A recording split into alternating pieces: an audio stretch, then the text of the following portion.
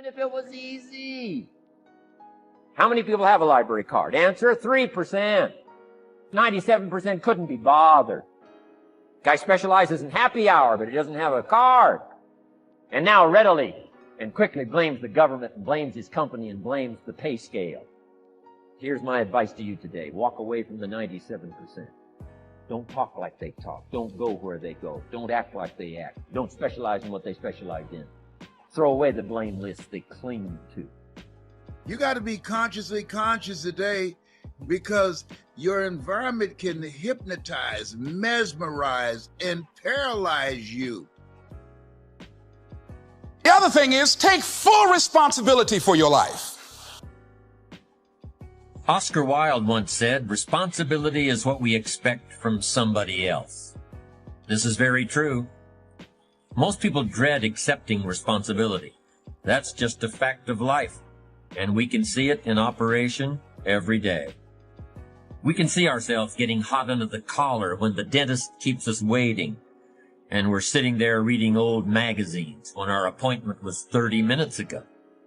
And we don't stop to think that we forgot to mail in this month's mortgage payment. We can see ourselves growing angrier and angrier because a business contact is supposed to call at noon, and here it is almost 2 o'clock, and the phone still refuses to ring. But we don't stop to think about the calls we ourselves have forgotten to return while we've been so busy fuming. We can see ourselves writing an angry letter to the airline because a flight was delayed, but we don't write an angry letter to ourselves when we're late for something, even though that might not be a bad idea at all. Yes, we can see avoidance of responsibility all the time in both our personal and professional lives. And here's something else we can see just as often. We can see that most people aren't as successful as they wish they were. Do you see there's a connection between these two very common phenomena? I certainly do, and by the end of this session, I hope you'll agree with me. I hope you'll understand that it's in your best interests to take responsibility for everything you do. But that's only the beginning. I'm also going to suggest that many times it's even best to accept responsibility for the mistakes of others, especially when you're in a managerial or leadership role. I can hear you saying, what? Accept responsibility for someone else's mess-ups? Why would I want to do something like that?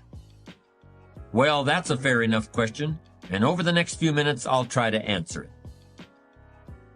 One of my weak points in my personal life is I don't like technical stuff. So even though I have to be on Twitter and Instagram and Facebook, I don't care for that. So guess what? I find somebody who loves to do that. You know, I find somebody who has a strength where I have a weakness, and I partner with them. All you're trying to do is get to the goal. No one gets there by themselves. Everybody needs help. Now, when you know what you got going for you, be confident, not cocky. Managing your strengths, knowing what they are, and don't let nobody talk you out of it. And that gets you fight ready. You get fight ready like that. You got to know you. Helps you develop your skills. All the while, you're developing your strength. You just got to keep developing the strength. Don't let anybody talk you up. At the same time, you must work on improving your weaknesses. So I've had to, in spite of myself, get on Instagram, get on Twitter, get on Facebook. I got to do the videos whether I want to or not, because the world is moving to social media. If I had as many followers as Kim Kardashian, I probably wouldn't even have to do this TV show. During the years when professional basketball was just beginning to become really popular, Bill Russell, who played center for the Boston Celtics, was one of the greatest players in the pro league. He was especially known for his rebounding and his defensive skills. But like a lot of very tall centers, Russell was never much of a free throw shooter. His free throw percentage was quite a bit below average, in fact. But this low percentage didn't really give a clear picture of Russell's ability as an athlete. And in one game, he gave a very convincing demonstration of this. It was the final game of a championship series between Boston and the Los Angeles Lakers. With about 12 seconds left to play, the Lakers were behind by 1 point, and Boston had the ball. It was obvious that the Lakers would have to foul one of Boston's players in order to get the ball back. And they chose to foul Bill Russell.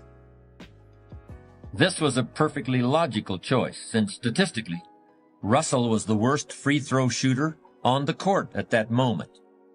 If he missed the shot, the Lakers would probably get the ball back, and they'd still have enough time to try to win the game.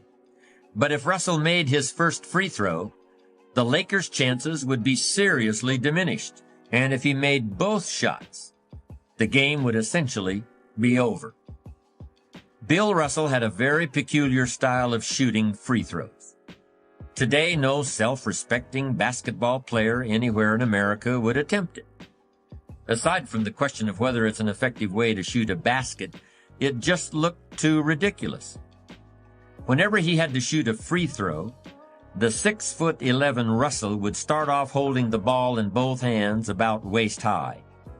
Then he'd squat down, and as he straightened up, he'd let go of the ball. It looked like he was trying to throw a bucket of dirt over a wall. But regardless of how he looked, as soon as Bill Russell was fouled, he knew the Celtics were going to win the game. He was absolutely certain of it. Because in a situation like this, statistics and percentages mean nothing.